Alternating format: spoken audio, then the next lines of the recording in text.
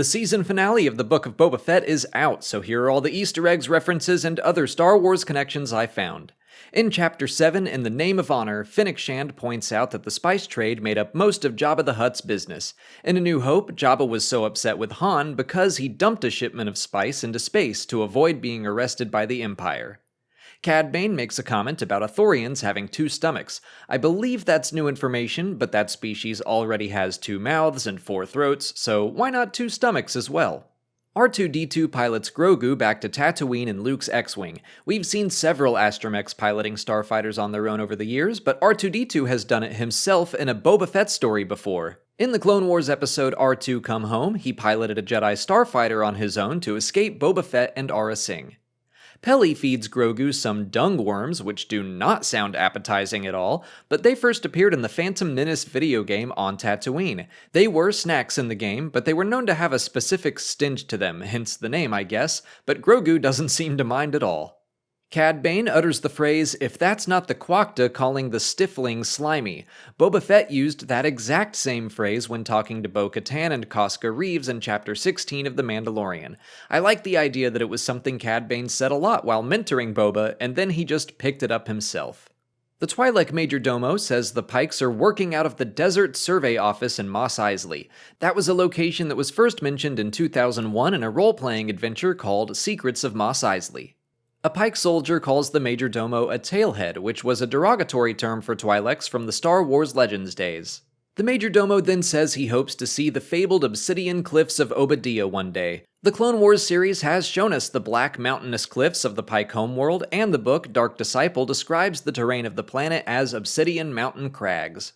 The Pike Syndicate sends a pair of Scorpinek droids after Boba and his gang. That model first appeared in the 2006 reference book The New Essential Guide to Droids. It was based on unused concept art from Attack of the Clones.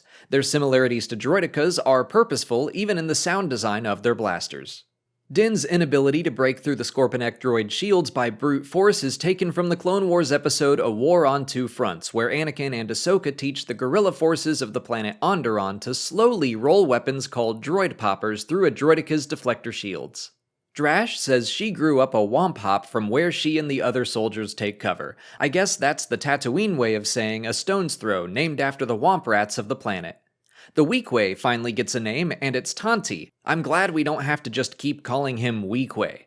The Rancor gouging out the eye of one of the Scorponeks reminds me of Obi-Wan telling R2-D2 to disable a buzz droid by zapping its center eye. I don't know why everyone doesn't just assume you're supposed to attack the big red glowing thing. Hasn't anyone in Star Wars ever played a video game with a boss fight? One of the poor Pikes that gets caught up by the Rancor lets out a Wilhelm scream as he is thrown across the city. That sound effect has become a staple of Star Wars starting all the way back in the original movie. It's being used less and less these days, but it still makes me laugh.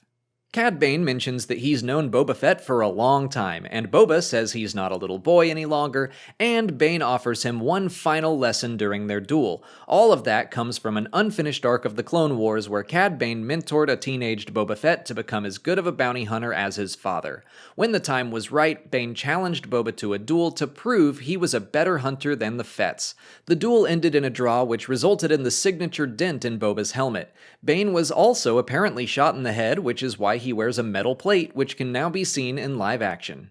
There is a question about whether or not Cad Bane is truly dead after this fight. There's a blinking red light on his chest that definitely seems purposeful. I listened to the audio description to see if there were any clues, and it says that Boba watches the life drain from Bane and then specifically points out the blinking red light.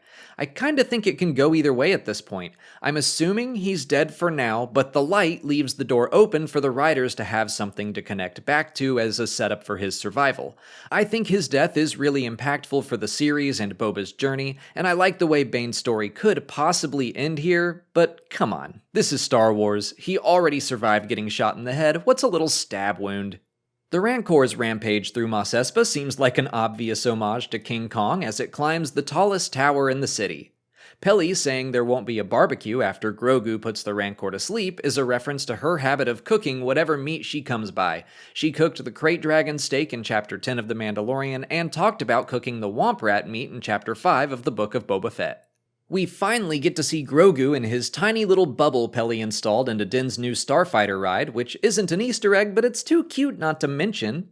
And that's everything I caught. I'm sure there's more to be found, so let me know what I missed down in the comments. If you haven't already, please like this video, subscribe to the channel to see all our Book of Boba Fett coverage, and consider checking out our Patreon page for even more. We released video reactions and audio commentaries for every episode as they came out. As always, thanks for watching, and may the Force be with you.